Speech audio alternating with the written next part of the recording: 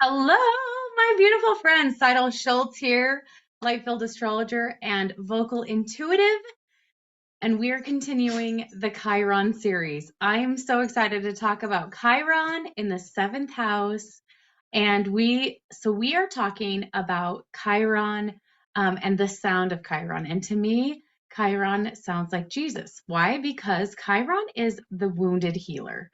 And what is Jesus? Jesus is the healer of our souls. And so um, this is where we experience our greatest wounding. It is also where we can experience our greatest healing and be an aid and a healer for other people in these things, which is really, really exciting. So when I listen to Chiron and when I'm listening to people's charts, because that's really what I'm doing when I'm combining the two, the vocal intuitive and the light field astrology, is I'm listening to your chart to see what's going on. I'm listening to your voice and what is going on inside of your soul. And as I listen to Chiron in the chart, this is where Jesus can bring us the most personal healing and where we can experience the most personal relationship with Jesus in our lives. Yes, of course, we can read the scriptures, we can learn a lot of things about him, but the most powerful thing that we can do is personally invite him into our lives. And so this, like looking at our chart, seeing where Chiron is at in our chart, so I'll put that in the description. If you don't know where Chiron is in your natal chart, you can go to that website and take a look at your chart. You are looking at two things, the sign and the house that it's in. So we're specifically talking about the seventh house, Chiron in the seventh house, Jesus in the seventh house. So we look at that area of our life that Jesus can bring us the most healing. And then we take a look at the sign. And what the sign is sharing with us is what Jesus is bringing to us in this area of our life. Like when we have found our healing in this area, we are going to experience this like very specific these specific values in that area of our life. I want to say from personal experience with where my Chiron is, where the sign is, like what sign it's sitting in, I have experienced these exact things with Jesus in my life in that area. So we're talking about the seventh house today. What is the seventh house? What does it have to do with? So the seventh house has to do with one-on-one relationships. And we're talking specifically about intimate relationships. This could be a spouse, it could be a significant other, it could be like one-on-one relationships that are, it is an intimate relationship. So this isn't just for acquaintances or like we're kind of friends, we talk occasionally. This is like someone that you're talking to on a regular basis and you're sharing part of your soul with. That is this relationship. So if you have Chiron in the seventh house, have you experienced wounding in this one-on-one relationship kind of setting and experienced like whether it's in a marriage or in a partnership or in a friendship? If that is the case, then we can seek Jesus. And I know I say this, and I say this a lot in the videos in this Chiron series because it's true. Like, obviously, we need Jesus in every single area of our life, but this is where we experience him personally. And as we experience him personally, as you have Chiron in the seventh house, this is where you're going to him and you're saying, I want to have this intimate, personal relationship with you. And in this way, not only does he bring it to you in for this, but he then will then be able to bring it to you in other areas. But specifically for the seventh house, when you have Chiron in the seventh house, this is where you're seeking for him to show you. What does friendship look like? What do I need in friendship? What do I value in friendship? What do I need? What do I value in my relationship with a significant other. And so you create that kind of relationship with him, and then he will help you create that kind of relationship with others as well. And so you really identify, like, what does this look like? What does it look like to have a good friendship? And you ask him that question. What does it look like to have a good relationship or a good friendship? What does it look like what does it mean to have a good spouse? Like, what do I value in a spouse? But asking him that question, like, how do you show up? So hopefully that's like that, like, if you take nothing else and you don't even worry about the signs, this is probably the most important thing that you can do if you have Chiron in the seventh house, because it's so, so valuable. I have experienced this with friends and with clients that have their Chiron in the seventh house, specifically in the seventh house. And we have talked about this, and it has had a huge impact on them. Okay, so let's run through the signs really quickly and what Jesus is bringing you in these intimate relationships, and what he's bringing you into this into these friendships. Okay, so Aries, we're going to start with Aries as usual. Aries is so, like, I say Aries is the blowtorch of it, and it kind of hopefully doesn't have a really bad I think Aries can have a bad perception because and blowtorches don't seem super great, but they are so helpful. Like, what does a blowtorch do? Like, we use our blowtorch. We have a wood burning stove, a wood burning fireplace upstairs, similar to this one, and we use a blowtorch to start a wood burning fire. So it's very helpful for that. Like, when you need that intense heat, a blowtorch is fantastic, and it creates a lot of movement. So what is Jesus there to help you do in your relationships? Create that movement, experience that passion. Like, when you have a blowtorch, it's like hot, and it's like, I don't know, I just think it's spicy, but in a really fantastic way, and it's just really direct. So Jesus can help you have that direct, passionate experience in your relationship. And who doesn't want passion, especially if you have Aries in the seventh house? Who doesn't want passion in their relationships? I love passion, especially in your intimate relationships with a significant other. Okay, Taurus. Oh, Taurus. Taurus is so good. Taurus is so good. Taurus is so grounded. And one of the things that I love explaining about Taurus is Taurus has this very grounded energy, right? When I think of Taurus, I think of a tree. And Taurus has this grounded tree energy. But what does a tree also bring? A tree brings so much abundance. So Christ is bringing you, Jesus is bringing you this really grounded experience and groundedness in your relationships with others. So I want to stop and say this for just a moment. Obviously, in a relationship with someone else, there are two parties. And so it's very important that we are not taking on responsibility for someone else's stuff. Like, we can only take care of our stuff, but we are setting a foundation. We are like setting the perimeters of what we want to experience in a friendship, what we want to experience in an intimate relationship. And when we set that intention, when we set that desire, people then have the choice to either A, get on board, or B, get out. And I, that sounds harsh, but it's actually very helpful. And I have witnessed this in my personal life, in my marriage and in friendships, when I was like, I'm changing this whole thing. Like, I want my marriage to be different. Obviously, I can't change my husband, but I made a list of like 25 things that I was grateful for in my marriage that were not there yet.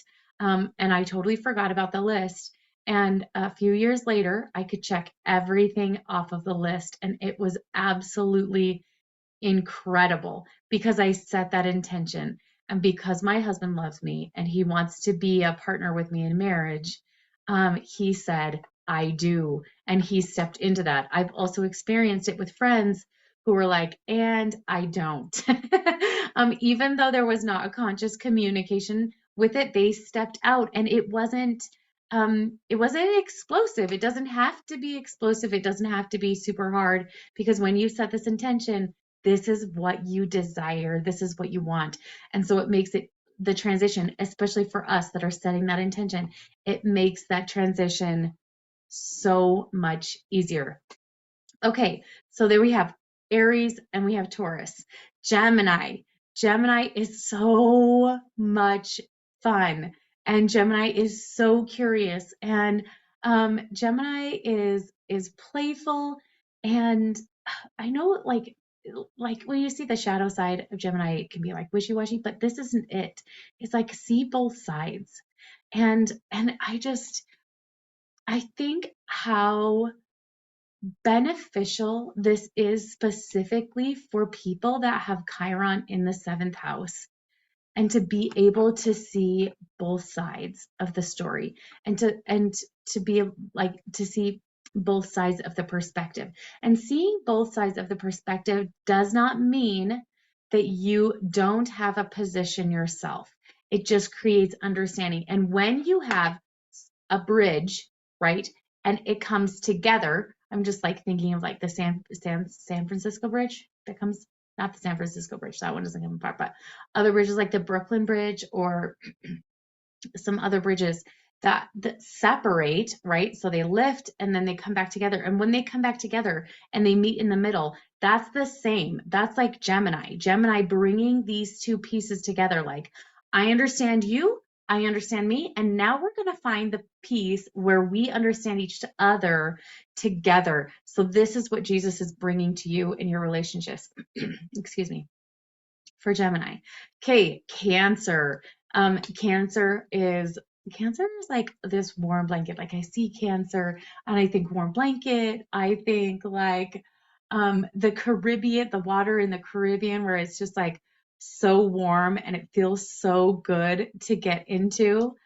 So it's like that. It's experiencing that kind of thing in your relationship, where it's a source of comfort. It's a source where you really feel nurtured. And obviously we want to feel nurtured in our relationships.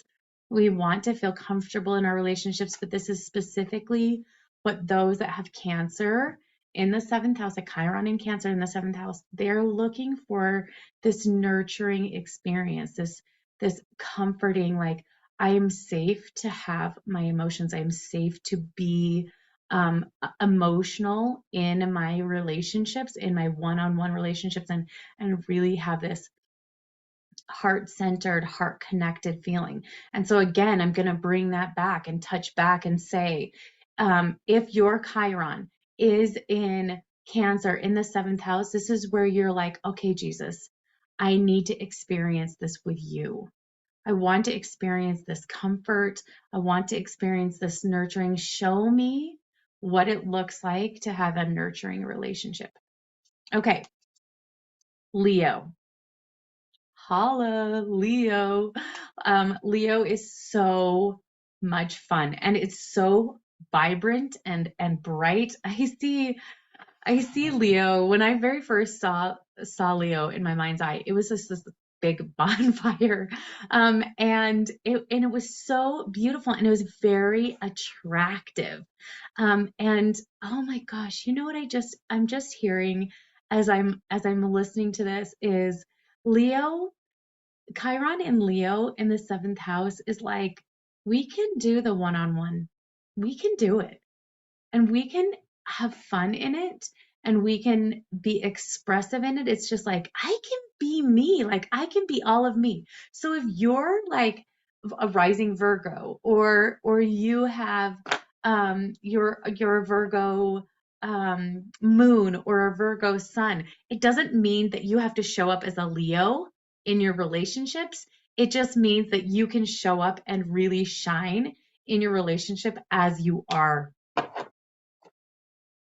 Like, I just want to do that, like, hallelujah, to show up and shine in your relationship as you are. Doesn't that sound absolutely incredible?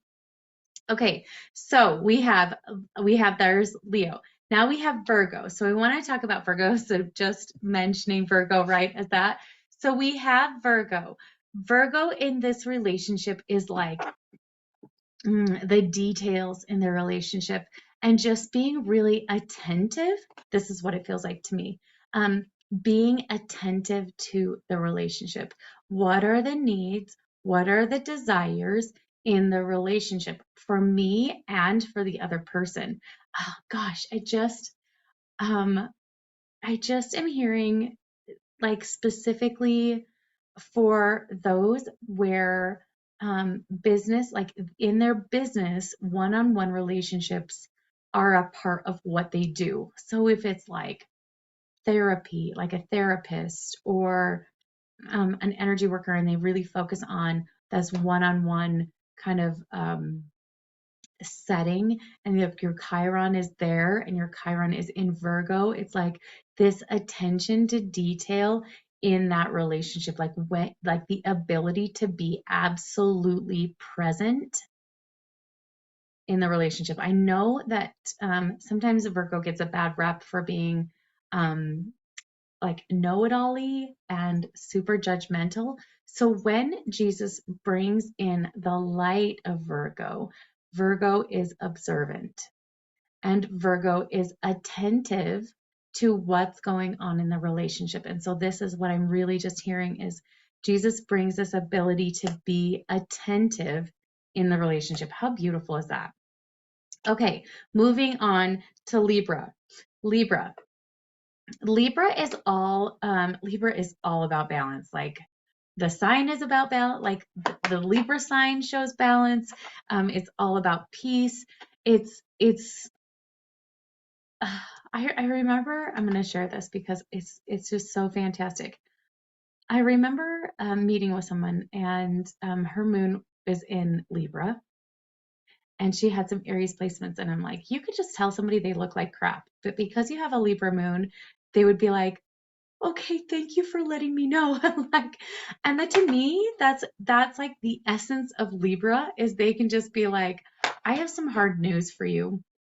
And you're really going to be appreciative that we talked about it and that I told you, because it is bringing that peace to the relationship. It's bringing that balance to the relationship, and it is just so beautiful. I want to just look up one thing really quickly because I can hear it. So hold with just a moment. Thank you. Let's see. Oh, yes. Calming, and this is what I'm saying, like this calming effect. So Taurus feels very calming to me as well, but it feels like chill, where what is this, like calming? Calming to me means it's in a state where it isn't in balance, and then it goes from a state in out of balance into balance. And that is so much what I experience with the Libra sound is it's like we're going to get there. We're going to get to peace. So bring Jesus in and be like, okay, how do we get to peace? How do we do this? Like walking through the turmoil, being a peacemaker and experiencing peace in a relationship doesn't mean that things aren't being talked about. It means that things are being talked about. And I've shared this so many times before with so many.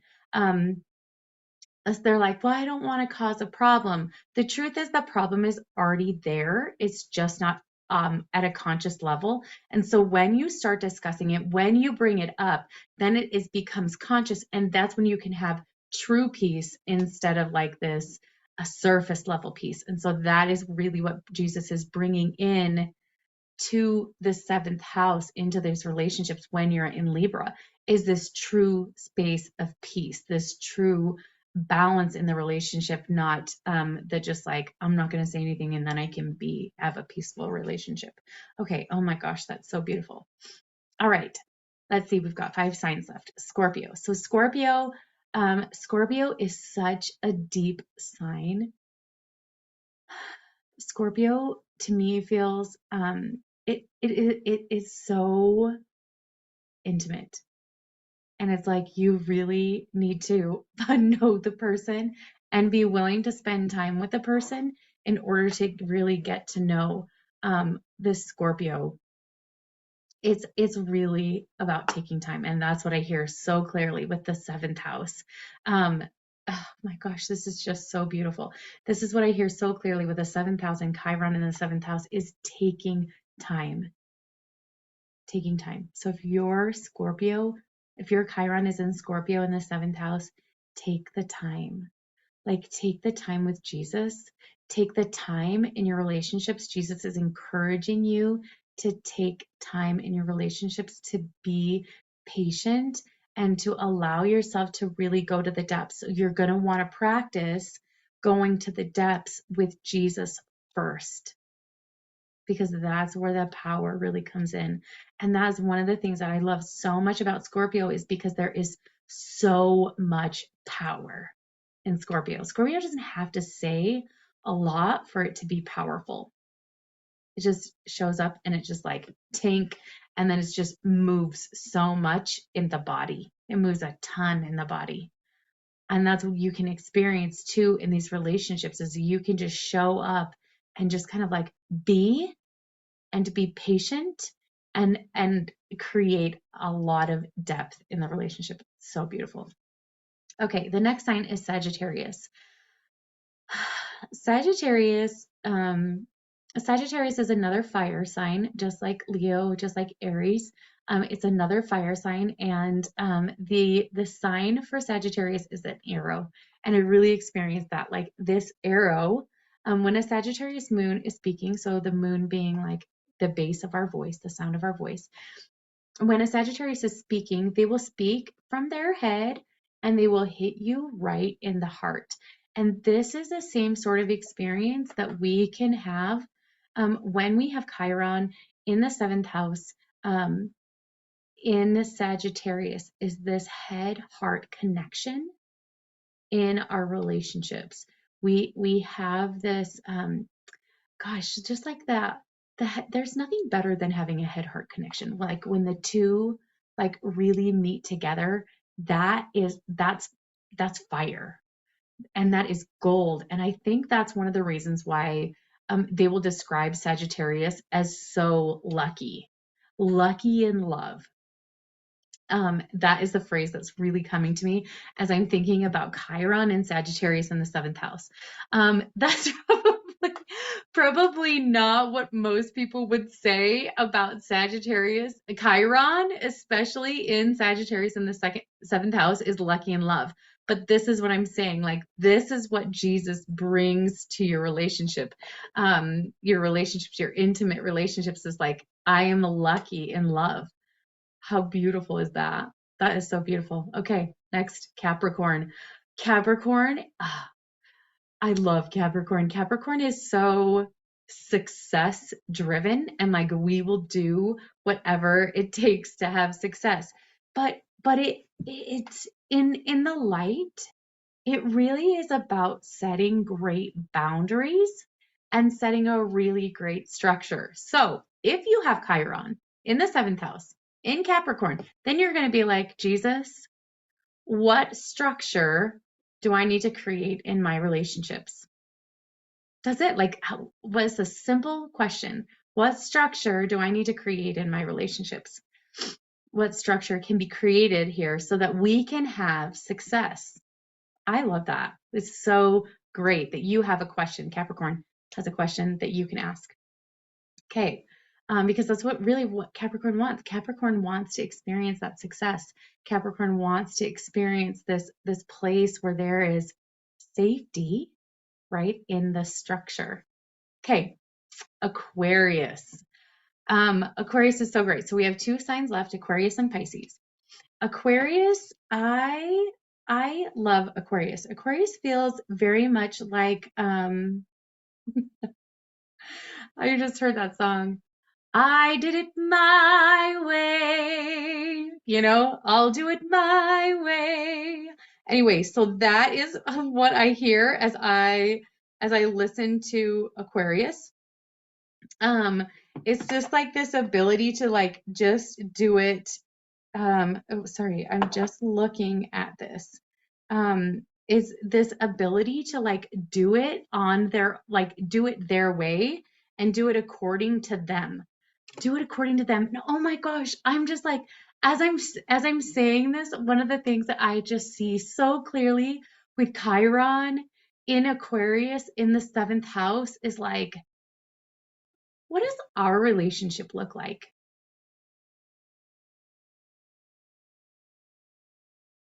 That's it. Not like every relationship looks different. My relationship with my daughter looks wildly different than my relationship with my sons, like each one of my sons. Two boys. Well, they're men now. Two men. And each relationship with each one of them is wildly different because they're wildly different people. And so Jesus is coming in Aquarius in this place and being like, we're gonna like show up so you can be you in that relationship with them. And there is this individualized relationship. It's a space where there's connection between the two. I am loving this so much because um with the seventh house, it's different than the first house because the first house has focus on us. Second house still focus on us. Third house, there's still kind of a little bit of a focus on us. Fourth house, like there's other people starting to get involved, creativity in the fifth house. The sixth house, back again to us and structure and work and like the like daily to-dos, the schedule, and things like that. But the seventh house um, probably feels like more than any other house is us and other people. And so with Aquarius and Chiron being in Aquarius in this other house, it's just like you and me together, we make a totally unique relationship. You'll never have a relationship with someone else like you have with me. And you'll never have a relationship with someone else like you and someone else. We would never have that relationship because they're unique and you're unique. And so it creates that like totally different relationship and the ability to do that and the ability to see that and value each relationship for what it offers you. That sounds fantastic. That sounds like so fantastic. And oh my gosh, Pisces. So Pisces is our last one. Um, and I kind of feel really tender about this one. Pisces, Chiron and Pisces in the seventh house. Pisces, Pisces is this incredibly deep feeling kind of person. And yes, Scorpio feels things deeply too. But Pisces tends to express it a little bit more. And it's very deeply loving. I'm going to say deeply loving. And there is a place in that loving for woundedness to happen. And so I can see very clearly how Chiron in the seventh house in Pisces can like it can hurt. It can hurt a lot. And so if you are one that has Chiron in Pisces in the seventh house and you have experienced this deep wounding in your relationship, this is where I just feel like all sorts of emotional right now. This is where you seek Jesus. And it's like, I am going to create this safe place where I can be deeply loved and love deeply in a relationship. And focus on that and focus on just allowing yourself to be really deeply present so then you can experience that in other relationships with Jesus. And so what you will experience then as you step forward and put this in place um, is there's me, then there's Jesus, and then there's the other person. And in that way, you will be able to experience what it is that you're desiring to experience, what Jesus is bringing to your relationship. And with Pisces, it's also this, it's very, very intuitive. So it's just like, this isn't meaning like you have to stay in a bad relationship or you have to stay in an abusive relationship. That's not at all what I'm saying. Like, what I'm saying is that you're like, this is not in tune with me anymore, or something happens and then you can just be like, and because you have Jesus in between you and the other person, then it creates more safety for you to experience all of the other, like to experience the things that you're wanting to experience in a relationship. And when it is out of alignment, then you can be like, and now this is out of alignment, and we can create a separation. Chiron in the seventh house is like a wounding in this personal relationship, and so here, even what it feels like more intensely important for us to seek Jesus in these personal relationships. Okay, that is it for today. If you know someone with Chiron in the seventh house, please share this video. Like and subscribe. I will be doing the rest of the houses. We've got houses 8 through 12. And then the series that I will be doing after this will be Venus, how Venus shows up in our voice. And I'm really excited to do that series. Okay, I love you. I'll talk to you next time. Bye.